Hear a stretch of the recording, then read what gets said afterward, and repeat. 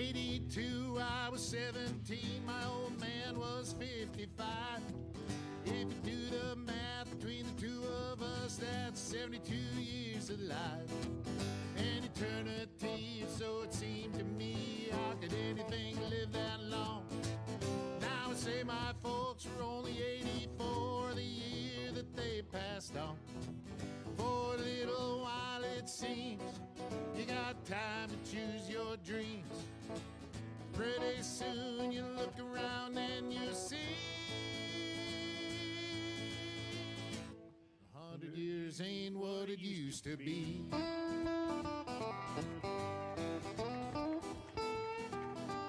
And my grandpa Roy, when he was a boy in 1904, he was taught by men who fought in the actual Civil War.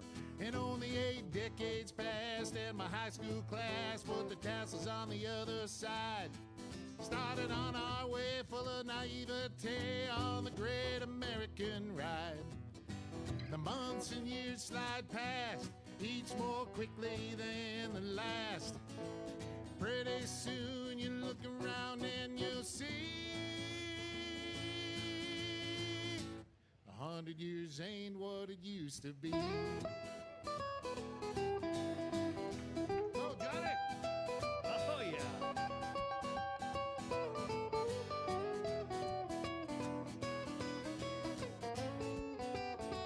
Oh, yeah, Johnny, hi.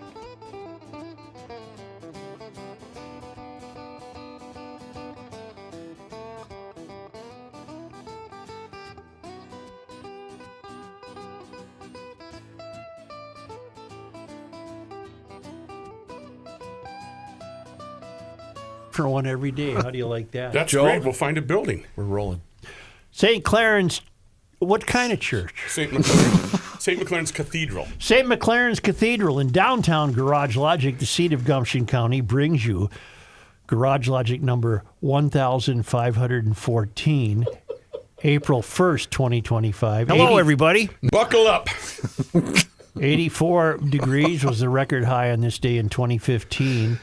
And it was as chilly as 9 degrees on this morning in 1975. Hail the flashlight king. And now, from the mayor's office above the boathouse on the east shore of Spoon Lake, it's Garage Logic with Chris Reavers manning Technology Corner, Kenny Olson from the Krabby Coffee Shop, John Haidt in the newsroom, and of course, the rookie. Here is your flashlight king, fireworks commissioner, and the keeper of common sense, your mayor, Joe Soucheray. We're back in the groove of our normal ice outs. Minnetonka went out today, on this day, in 1889, 1902, and 1968. And White Bear Lake went out on this day in 2007, 2010. And when I say back in the groove, I've incorporated the ice out dates because I love how instructive they are to show you the varieties of. Is varieties a word? Sure.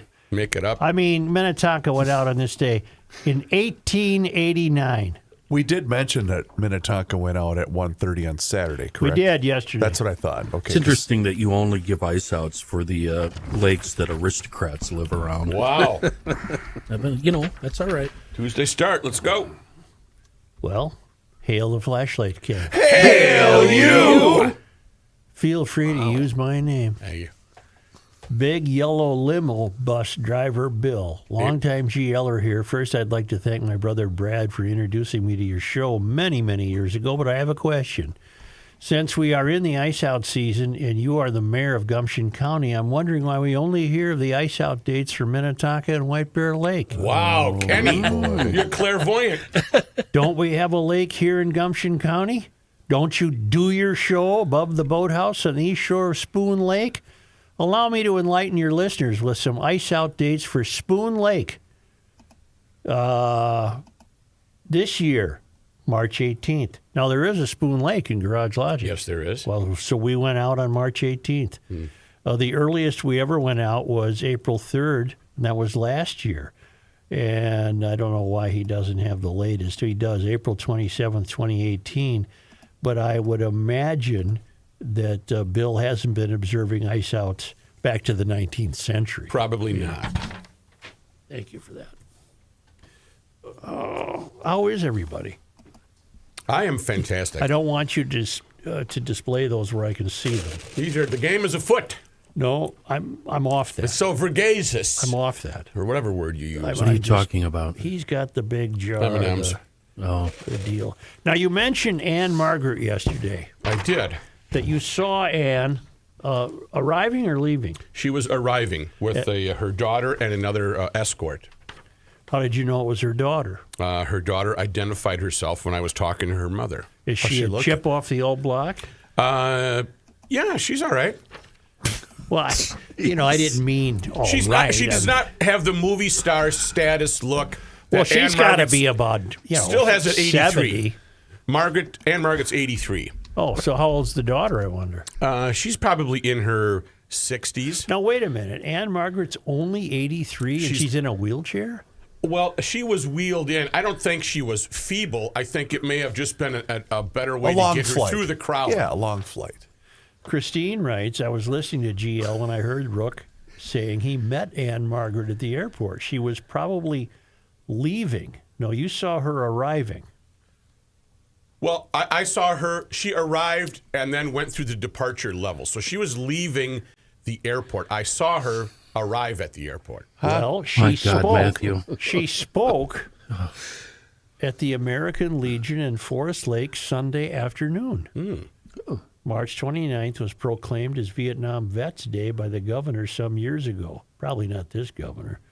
Since then, the American Legion puts on a program honoring those veterans. They have guest MCs and speakers, and this year Don Shelby was the MC, and Ann-Margret was invited to be speaker. She was gracious enough to accept the invitation, and everyone was happy to see her. She talked about entertaining the troops with Bob Hope, and there was a film showing that. I only wish that our local news stations would have covered that, which apparently wasn't newsworthy enough for them to do so. You mean to tell me, check this out. Break it down. You mean to tell me that Ann-Margret, God bless her, accepted an invitation to speak at the VFW in Forest Lake for a Vietnam honoring, and no one covered that? Did the VFW send out a press release? I was going to say, in defense of the news outlets here, that VFW, they're dying to do stuff like that. Yeah, they've got to send out a release. I just handed an email to Rookie, not knowing you were going to bring this up, but Scott must have been there because he took a photo of the VFW. What do you call it? The signage out front. The digital signage. Well, that's very kind of her. Welcome, Ann-Margret. I can't believe that she was enticed by a payday. Well, that's what I was going to ask. How much did it cost? Well, maybe it didn't cost anything. Maybe she just That was her era. Yeah. That's fantastic. I wonder and these screwballs on local television that'll give you, the birth of a puppy. they didn't have this on the news? On her Instagram, she is the official Ann-Margret. Thank you to the veterans and nurses of Minneapolis. I loved meeting you all. Nice. You were in St. Paul side of the river, Ann. Forest Lake. Yeah, Let me clarify one thing so we don't get any emails. She and her husband, Roger Smith, those are Roger's children from a different marriage. So she never had a biological child. Oh, she didn't. Okay, daughter so she's a was stepmom. She's a stepmom to that child. Her and Roger Smith, or she and Roger Smith, were married for 50 years before he passed away in 2017.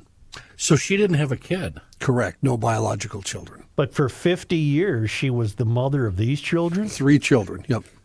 I'll be damned. KAO. I love the nod. I just love the nod. I wonder if she'd accept an invitation from me. No.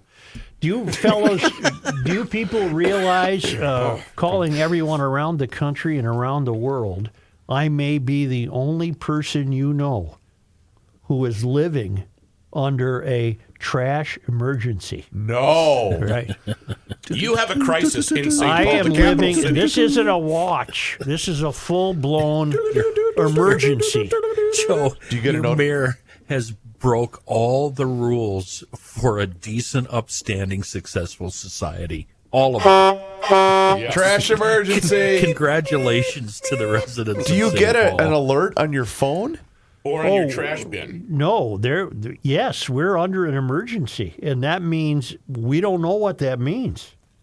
But my bin is at the foot of the driveway, and today happens to be my pickup day. Ooh. That's right. Right. So You're right. I have no expectation of it being picked up by the time I get home. What a horrible pick. Tuesday might be the worst trash pickup day of all time. Don't you want it on Friday or Saturday? Can I ask you something? Yeah. What difference does it make? I want a clean bin for the weekend. Mine's Friday. Highland Sanitation. Weekend is when you fill it up. For 30 years or 25 years. That's what he just said, Joe. I want it clean so I can fill it Hey, up. what with day those do you want? Vodka bottles and What day do you Naomi like? wine bottles and sounds Starting- like I'm emptying a bar. when I throw it Starting in the, today, I'm trying to get the emergency across, Yes, okay? it is. Yeah, that's right. Very serious. Yes. Starting today, the city will transition from 5 separate waste haulers to a contract with one provider. Hold on. Read that I gotta- again. What? Well, had 5. I can break it down for you. Before Carter took office, trash in St. Paul was collected willy-nilly, admittedly, by whoever you happen to hire. A lot of family operators. I had Highland for I still 100 do, years, yes. and I loved it, and I wish I still had them, but that was taken from me because apparently all these prematurely gray-haired 42-year-old freaks in St. Paul bitched and moaned about too much traffic. Too much traffic. Passenger. Too much truck traffic. So the mayor, I don't know, that appealed to his sentimentality, and he said, well, I'll fix that. So you went from, 12 carriers down to 5. And that we all got used to that, and that worked 5. And then now a new bidding came up. And this outfit, I think they're based in Spain, for God's sake. What's their name again? FCC Environmental, and their trucks run on propane. S? FCC. FCC. So this FCC apparently outbid Waste Management. Waste Management's been doing it for the last How you number of doing? years. They're a little upset about it, too. Can I finish this? Yeah, but you got to hurry up. The mob's got to get back in here. The St. Paul, but here's the problem. The St. Paul City Council has not approved a location for a garbage truck dispatch center, and thus the emergency. I can explain that to you. The owner of some land at the foot of Randolph in St. Paul, where Randolph abuts Shepherd Road, it's been a large brown field for ages. And the developer, realizing that St. Paul has made it nearly impossible to make any money because of rent control, decided to abandon his ideas of ever building anything there in terms of residential. And the developer put it up for sale. He sold it to FCC Environmental. So, and their trucks have been down there. They've been there. And there's an old building they were going to turn into their headquarters and what have you. A new group of neighbors used to have neighbors bitching about the trucks. Now this Fort Road Association, there really isn't a neighborhood there. There's no house. There's some houses across the street to the south, but they start complaining and say, well, we can't have trucks there. We want residential development because it's only zoned for light industrial, and these people are more than light industrial. And the mayor. Now the mayor is caught between the garbage company that bought the land for its headquarters and the neighborhood that doesn't want the garbage trucks there because they want to see development there and fountains and bicycle paths and all this other BS that's not affordable to do in St. Paul because he's created a city that's not livable or affordable. So here we have the trash emergency. And I don't know what will become of it. It shocked me to think that that piece of land could not be their truck depot. It's been nothing for as long as I could been alive. How was the emergency declared? Press conference, right? Emergency sirens. There were sirens. Was there a switch being thrown? Well, our lights went on and off. Gotcha. And then we turned on the news. Joe, that area, you said it's zoned residential, right? No, I think it's zone light industrial, but Yeah, you got Keller Fence down there. Okay, You got wait, stop, Matt. Just across the railroad tracks from that area, you know what is there, right? Budget Towing of St. Paul. Yeah. They've got a giant yard full of junked out I'm very aware of this. I'm very familiar with the area. I don't understand why they couldn't put it right next to that area with all those junky cars. So that's the only information I have. The information is that nobody got their ducks in a row because trash hauling is something that's terribly important. And it's not nearly as fun as another new diversity, equity, and inclusion initiative or poem contest. You know what we've got out here in the country, right? Burn piles. We've got a pit. Everybody has a pit or a pile. Yeah, a couple times a year, you light her up, and it's all taken care of. But that's another thing. Go ahead, John. I was just going to say, I'm looking at the story. Apparently, they agreed to this contract in May of last year. Right. And it's taken this long, and they still don't have anything set? How is that possible? That's a year almost. The council doesn't know how to do that. Because this is public. You have the least diverse city council in America that has absolutely no comprehension whatsoever of something as basic to American life as trash collection. There was a wonderful editorial piece in the Star Tribune a couple of weeks ago about your boy mayor and how he's destroyed St. Paul, and you can't even get the basics there anymore. I think it was on the 22nd of this month. Well, there was a grocery store. Lund's closed. The Alliance Bank closed, kicked all the tenants out onto the sidewalk. Forgot to pay the bills.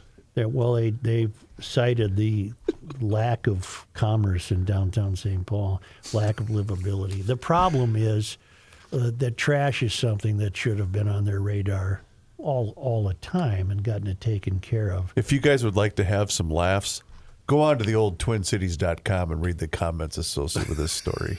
We don't print comments anymore. Well, there is. Well, maybe this is the Twitter piece. The Pioneer Press does not do comments anymore on stories. Oh. Well, that's been going on for ages. I didn't know So now, that. what about the Capitol? Are you going to let those guys stick around? Are you going to send those guys off to Egan? Or...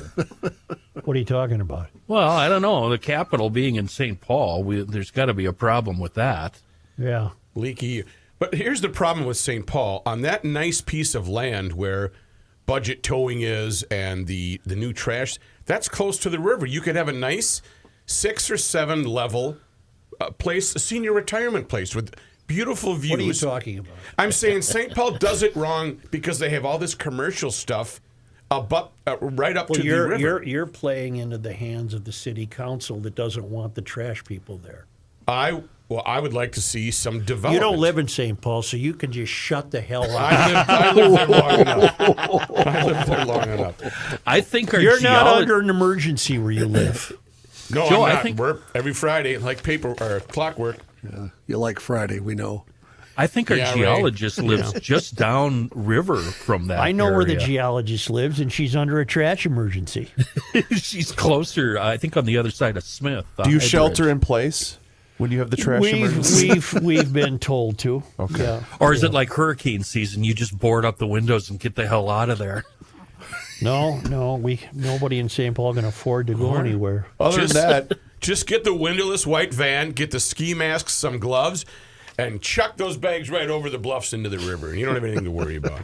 Say, I'm sure it'll come up today, material from the Center of the American Experiment. We're glad they're joining us, and I advise you to make their website one of your daily visits because you're going to get the news that's not very available on the local conventional news gatherers, be it radio, television, or print. They're doing the Lord's work, and we're grateful to have them in our midst. They put on seminars, they bring in speakers, they have a great website, and check it out. Right now you can learn a lot about something that's going to be coming up today, and that's teacher licensing and what might be in store in order for an aspiring teacher to acquire a license.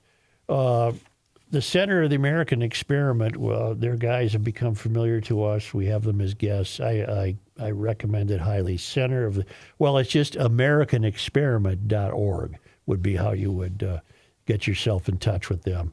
AmericanExperiment.org.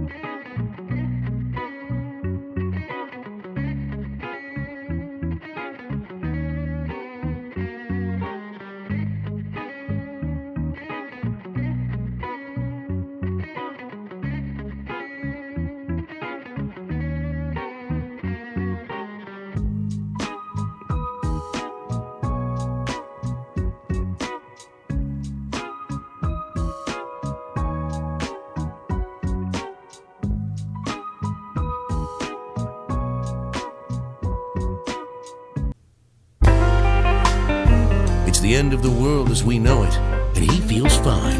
Joe Souchere. Suchi boy, I think Richard from Oklahoma is taking a shot at us by what he doesn't say in this email. Now, listen closely, and maybe you can figure out it's been bothering me all morning. Hey, Kenny, living in Oklahoma, never know when the last mowing of the fall might be, so last year I put my mower away without running it dry or doing anything special other than the usual addition of Seafoam into the gas tank. Last Saturday, I got it out for the first time, changed the sparkulator, that's a Derek Beery term, and gave her a pull. She fired up on the first pull and purred like a kitten. Seafoam is a miracle in a can in a world of old gas. Now, do you get why I'm feeling insulted by this email? Well, first of all, he's bragging about being able to cut his grass so early. That's it, exactly. And two, I'm not surprised she fired right up, not only because of the Seafoam, but because it hadn't been run in about 4 weeks. Yes, yeah. Richard. So thank you for your very hurtful email. But thank you again for testifying the benefits of Seafoam. It really does keep the jets, the injectors clean, the cylinder walls happy, carbon out of the ports, the passageways. And if you're smart enough to use it like Richard, that thing will fire up after your mower hasn't run for 4 weeks. Oh, be sure to keep a couple of cans on hand at all time. You'll find it right in the chem aisle wherever fine automotive chemicals are sold. A wonderful product in a world of 4-week-old bad gas, Seafoam. I didn't intend to talk about this, but again, our own governor can often inspire me to link things. One of the problems the Democrats have in opposing Trump is that they don't know how to. there hasn't been any opposition to Trump except criminal behavior, burning Teslas and protesting and crying and moaning about having to coming back to work. And where is a Democrat to come forward with ideas? I haven't seen that yet. Now, I get the idea that Walz thinks he's among the cutting-edge Democratic figures in the country without a doubt, who is trying to take on Trump. But he's offered no ideas about anything because he doesn't have any. But we're now learning that he's telling his town hall audience that our very existence, meaning the Democrats apparently, depends on diversity, equity, and inclusion. Their existence depends on it. All right. He said the party has gotten into a mess because we were not bold enough to double down on issues such as DEI and immigration. The governor said during a town hall event at Rosenberg, Texas, late last week, that Democrats have allowed the Republican Party to define the issue on the aforementioned topics. Well, yes, they have. DEI is an insidious affectation made up in the failed academy. It's absolutely useless, and it's injurious to personal freedom. It should be gone. You have no thought to counter that. It should be gone. It's meaningless. And also, no one in this country wants illegals who are going to become criminals or have arrived here being criminals. Other than that, we want immigrants. It's a country of immigrants. We all get that. But what the hell is this guy babbling about? You have nothing to offer. And he's down in Rosenberg, Texas, and he's saying, I think I'm going to own this.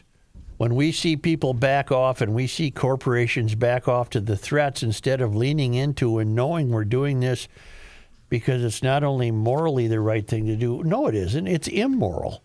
It's economically the right thing to do. No, it isn't. It has Disney. And our culture proves that our strength is our diversity. Diversity is a fact. Diversity in and of itself does not construct a value. It is merely a fact.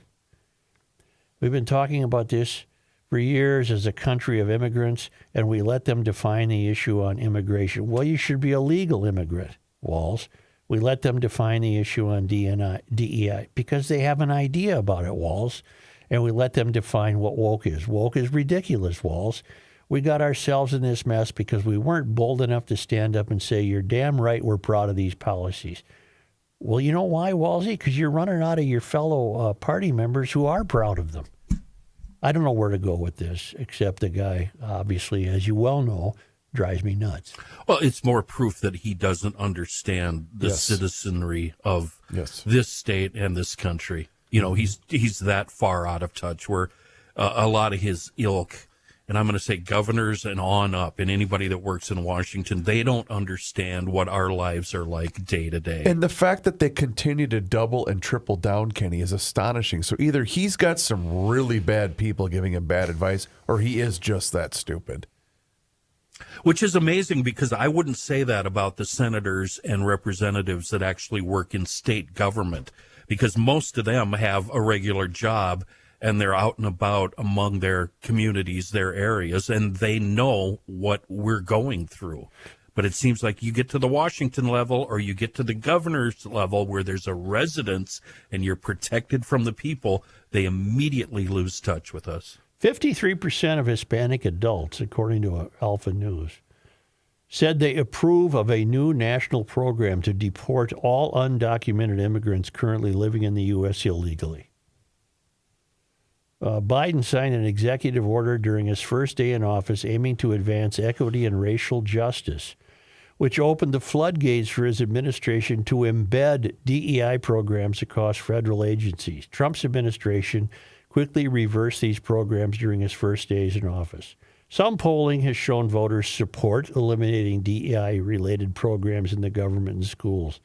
A poll from the New York Times Ipsos conducted in January found that the majority of Americans, 79%, believe, for example, that transgender female athletes should not be allowed to compete in women's sports. 79%. That's significant. Walz did not respond for a comment.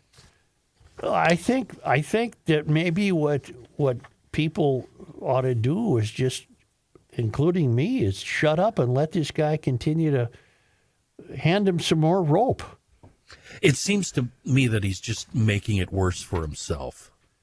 I hope so. Seems like it. He's passing himself off, too. I saw some other video of him confronting it was a friendly questioner at one of his town halls, and the topic of money came up, and Walz said, well, as you know, I've always been a deficit hawk. Oh, wait a minute. Wait a minute. He's passing himself off as somebody who cares about public finance.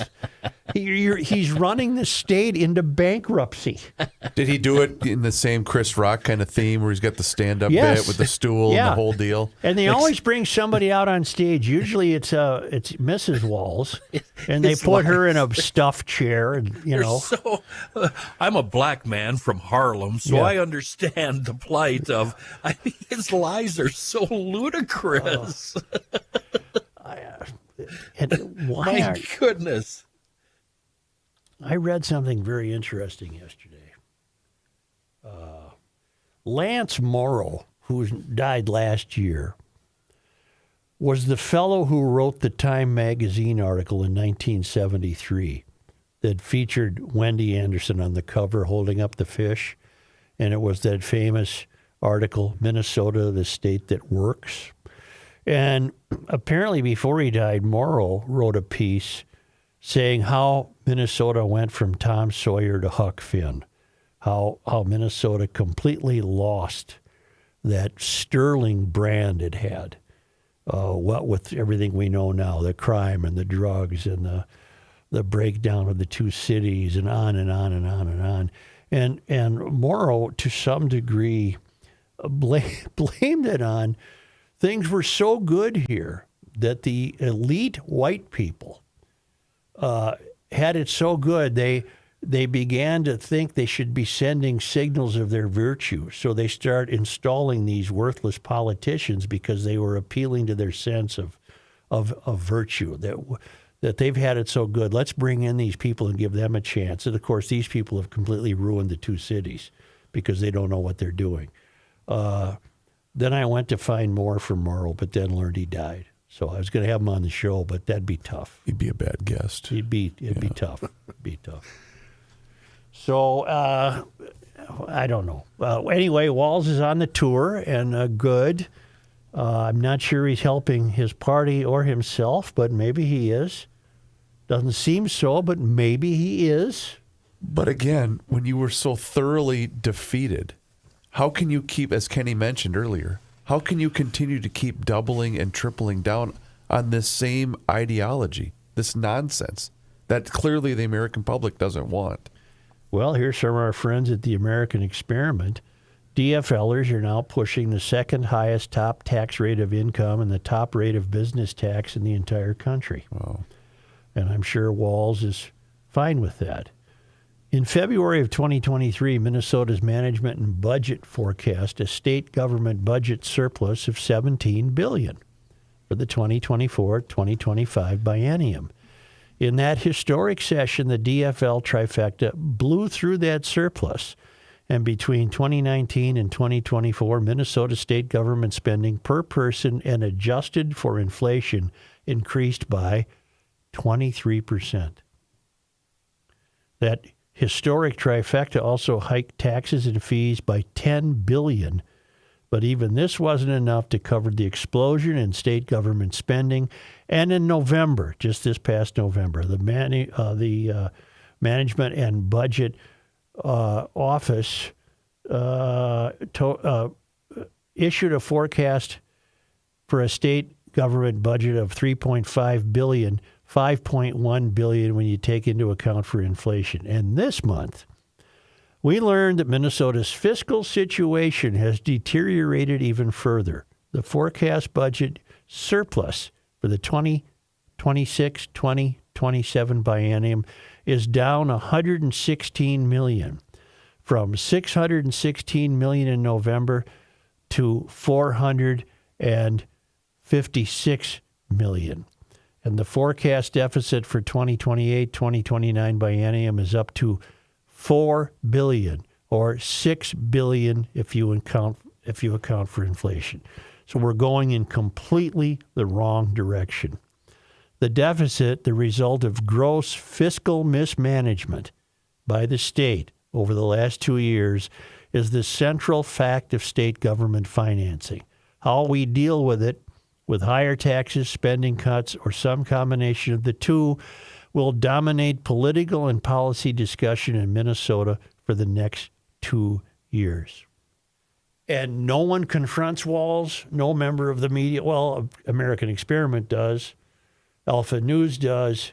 The Star Tribune is just merely a house organ for him. Well, that's what I was going to say. It's easy for him to hide because he only talks to the people that will carry the water for him.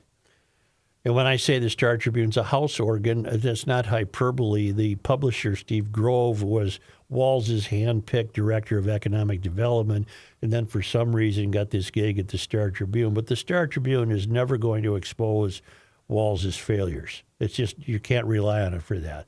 And by the way, as long as I'm ranting, the Star Tribune charges way too much money for being such an inadequate newspaper. $3 today. That's more than $700 for a year if you want it delivered. And mine doesn't even get delivered. It went up today, and I took note, and I don't know if I should be upset by this or not, but on the front page, 1, 2, 3 stories. And then when you go inside, all these stories come from either the Associated Press or the New York Times. The majority of the pieces in the Star Tribune are reprints from the New York Times. And it's all propaganda, Joe, all of it. Yeah, but this is an outgrowth of the decline of newspapers, that there really isn't anybody tasked with confronting Walz. That's assuming you could get Walz to sit down and admit his miserable failings, which he's not capable of doing. He is really delusional about the financial trouble the state's in. And instead of dealing with it, he's out on his tour. And people here seem to be accepting of that. And the Republicans are doing a horrible job of producing candidates. Just a horrible job.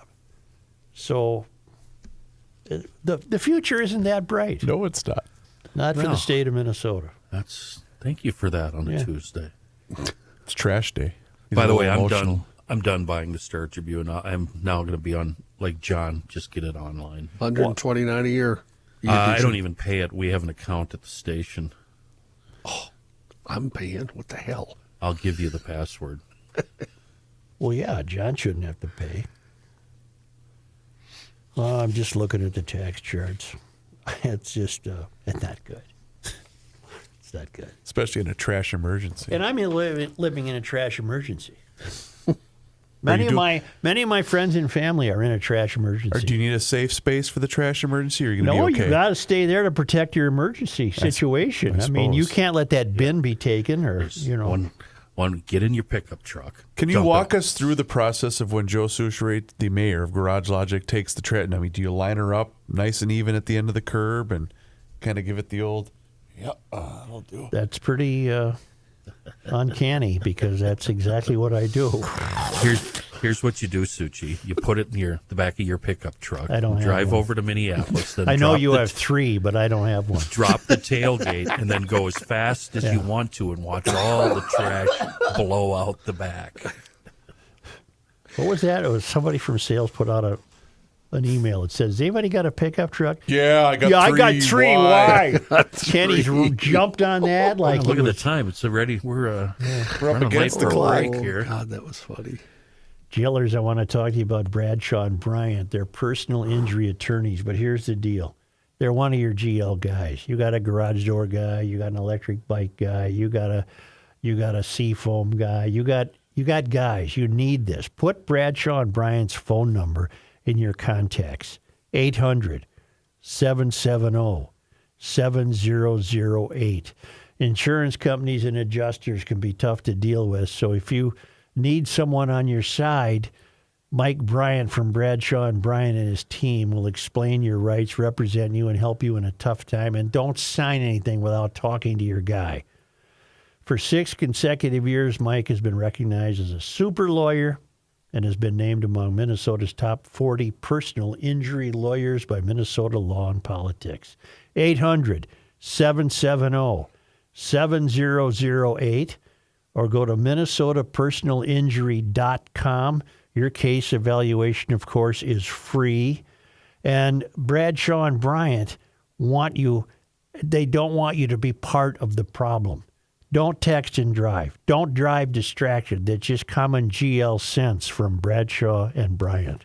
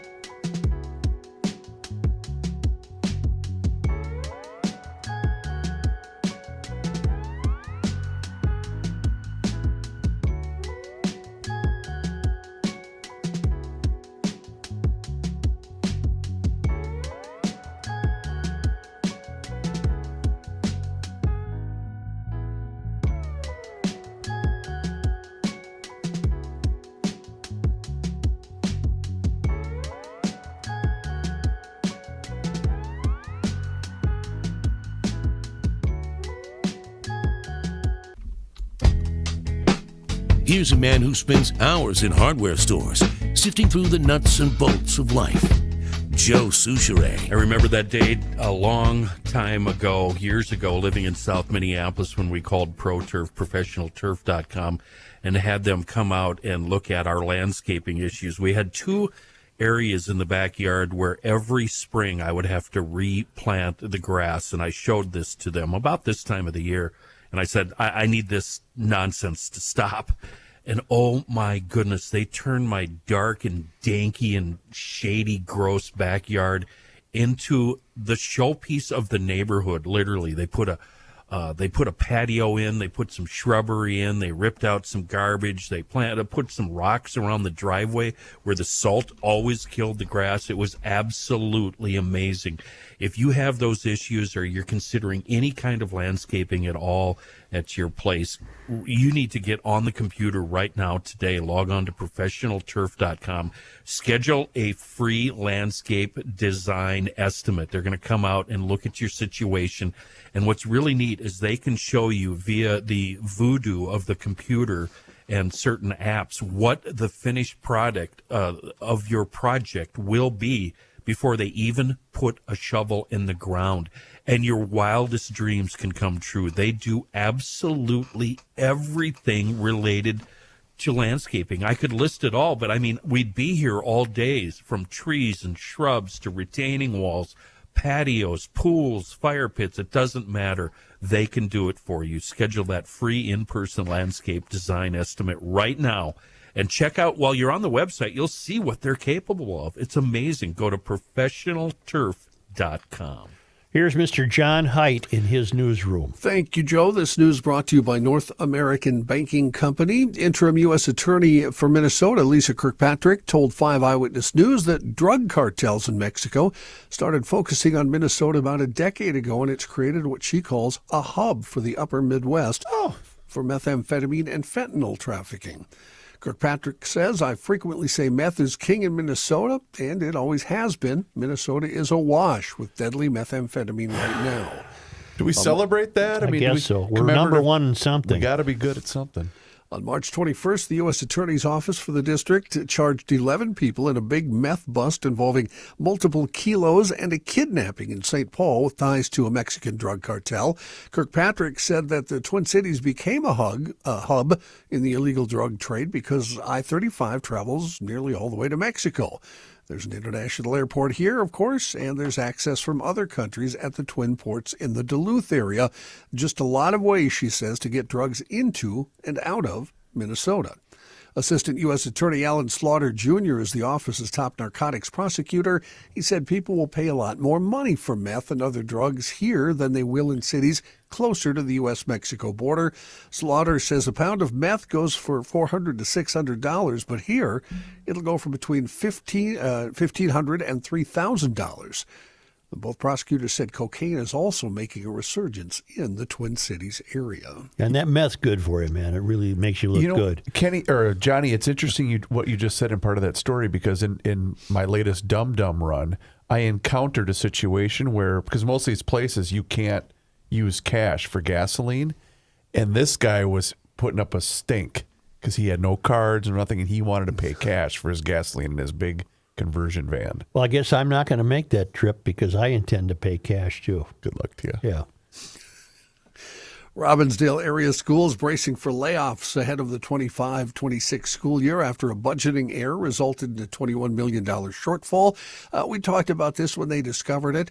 In all, it looks like 200 employees across the district will be affected, including 182 certified school staff and 18 full-time equivalent jobs at the district's Education Service Center, according to Superintendent Terry Stalock. 3 assistant principal positions are also in line to be cut. The district says its budget crisis came about by erroneously double entering $20 million in compensatory funding into the district's revenue projections. In November, when the mistake was found, Stalock acknowledged that payroll comprised about 80% of the district's expenses, so a lot of cuts would have to be made to staffing levels. Education Service Center layoffs are expected to save $2 million, and staffing reductions in schools will amount to about $13 to $15 million, according to Stalock. I'd like to talk about this for a moment. Those the layoffs or firings or whatever, they're significant enough. They're making the newscasts, and the presentation is such that we are intended to be sympathetic to this, sensitive to this. And I'm sorry somebody might lose their job, but you hypocrites, you always are going to play your kid game and threaten us with, the child won't get their education. I said this last week. Why do we have to live like this? You screwed up. You made a critical accounting error that you shouldn't have made. That's your fault. We're tired of this. Every segment of the public life, if not in this state, everywhere, is not done correctly or efficiently or competently. That's not our problem. And if you laid off 3 assistant principals, how many is that left? And why aren't all the layoffs coming from administration and leave the teachers alone? Why are you saving $2 million in administration, but you're going to save $13 million by getting rid of teachers? Keep the teachers and get rid of all you phony DEI consultants and assistant, third assistant, fourth assistant principals. Go away. And figure out how to budget, not only the Robbinsdale School District, but all of them. Minneapolis, we're $65 million in the hole. Well, you shouldn't be. Well, and mentioning the kids and the poor kids, well, the state already has literacy rates that are plummeting. This is, it's never ending. A, there's never enough money for education, and B, there's always a problem with the money they do get. They blow it somehow. They screw it up. Okay, John. Another student arrest by ICE in Minnesota. This one happened in Mankato. An international student at Minnesota State University Mankato detained by U.S. immigration authorities on Friday, according to the school's president. It came one day after U.S. Immigration and Customs Enforcement arrested a U of M graduate student. We talked about that yesterday. MSU President Edward Inch said ICE arrested the student at an off-campus residence. ICE did not give a reason for the arrest and hasn't communicated with the U to share or request information. A senior official with the U.S. Department of Homeland Security said yesterday the U of M graduate student from last week who was arrested had their visa revoked due to a past DUI conviction. ICE agents detained the student at their off-campus apartment on Thursday. U of M officials have said they had no prior knowledge of the incident. U of M says it's not releasing the student's name out of the interest of privacy. DHS said the U of M student's detention was not related to pro-Palestinian demonstrations on campus. In recent weeks, ICE has arrested several international students at colleges around the country who have expressed opposition to Israel's strikes on Gaza. Since when do we kick out a kid for a DUI? Is that a new Never development? Heard that. Never heard that. That might be B as in B, S as in S. So what are you implying? I don't know. Oh. But if that's your, why are we detaining this person? What is she? Is it a she? We don't know. Yeah. I think a DUI is not strong enough. We to don't go, get "We're kicked. You pulling don't get off kicked out for a DUI. And seeking after them on campus to do that. So tell us why to make it legitimate, because right now it ain't legitimate. Just tell us the truth so we can get over it. 5 Eyewitness News announcing yesterday that Joe Schmidt is announcing his retirement. Joe, say it ain't so, Joe. Schmitty. Joe's been sports director for KSTP TV, 5 Eyewitness News, and 45 TV. His last day on air will be Wednesday, April 30th. Joe said it's not retirement, it's reinvention. My first day at KSTP TV was June 26th, 1985, and I've informed the station my last day will be April 30th, 2025. The decision is all about time. It's just time to have more time for my family, my passion projects, and for myself. Joe added, I'm lucky, and I realize that I was an average Joe who hit the lottery. I'm lucky to work for a station that cares about news. I've been lucky to work with amazingly talented individuals who made me better professionally and personally. Thank you, Joe. What a piker. He only worked 40 years. That's nothing. Nothing. May I ask a question? Yeah. Who had a longer run as sports director, Joe Schmidt with KSTP TV or Matthew Mikulski at KSTP AM? Now, that trivia question can only be answered one way. Schmidt left.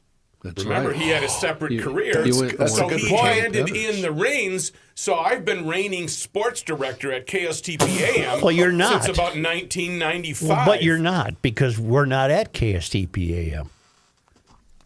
We still are. No, we're not. No, we're so you're not. saying when I got fired in 98, my reign ended? Matthew. Yes. Matthew. Phil Mackey does more work in 30 minutes than you've done in your entire career. Under my direction. He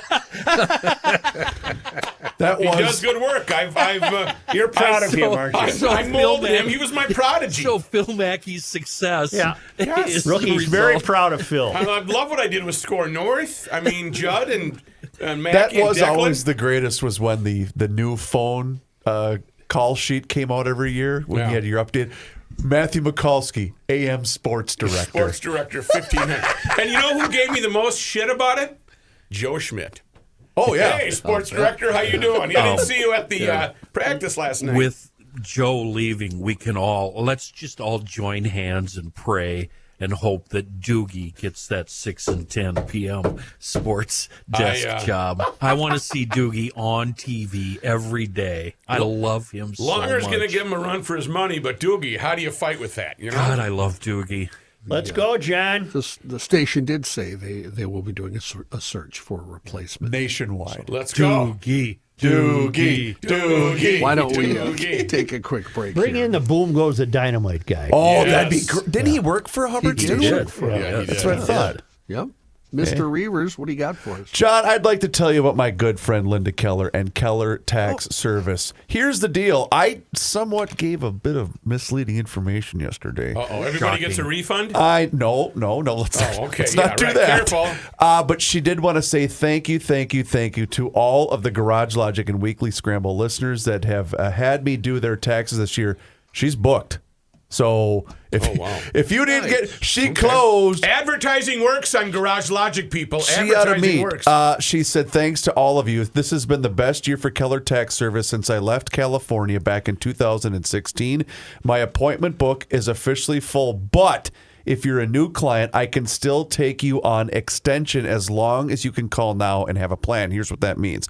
We'll file an extension to avoid penalties, then complete your tax return after the April 15th rush. But extensions don't mean that you can ignore taxes until October. You still need a plan. And that starts with calling the office right now. So if you're already on my schedule, you're all set. If not, call 320-352-0013 today so we can get you on track before the deadline. KellerTaxService.com is also the website, by the way. To all my clients, whether new or returning, thank you. Your support has made this my best tax season yet, and I appreciate each and every single one of you. 320-352-0013. Call now to set up a plan with Linda Keller and Keller Tax Service and mention that you heard about her on the Garage Logic podcast.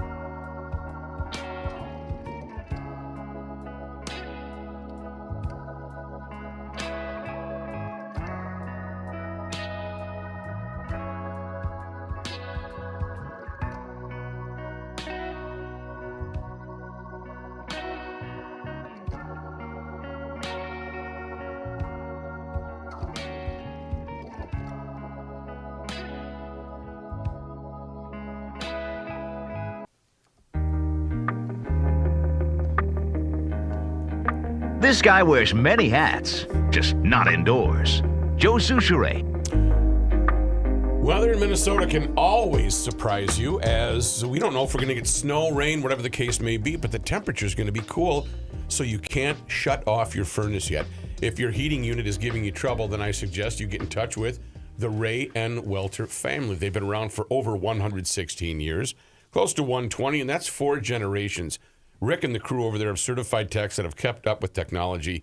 So they're all set. They're going to work on your heating unit, your cooling unit. You're going to put down that heating unit. You're going to wake up that cooling unit, and you might have little air purification tune-ups to do as well. They do it all. 612-825-6867. You can request a quote online at welterheating.com. And if you're in a pinch, they've got 24/7 emergency services available to you. So why would you wait for that, though? You don't want any surprises.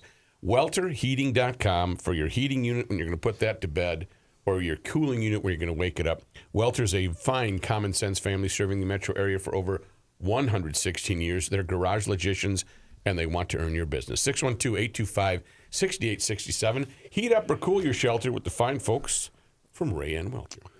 Thank you, Rook. It is election day in a lot of areas, including next door in Wisconsin. My God, I can't wait for this campaign to be over. Voters are casting ballots in Wisconsin in a closely watched election to figure out the ideological balance of that state's Supreme Court.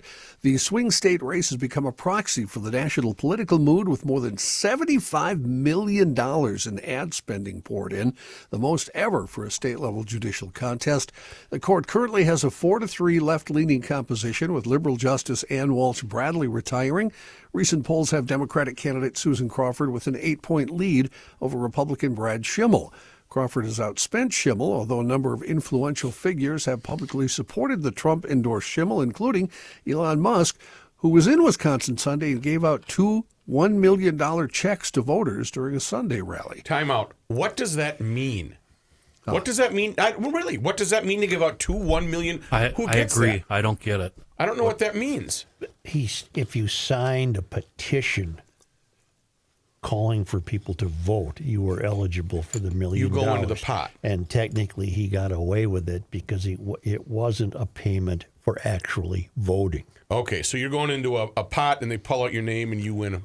Thank you for clarification. Separately, Republicans look to defend 2 Florida House seats in special elections, with candidates trying to replace former Rep. Matt Gaetz and National Security Advisor Mike Walz. President Trump won both districts by more than 30 points, but the contest to replace Walz has become closer than expected, according to the polls. What did he end up doing, Gaetz?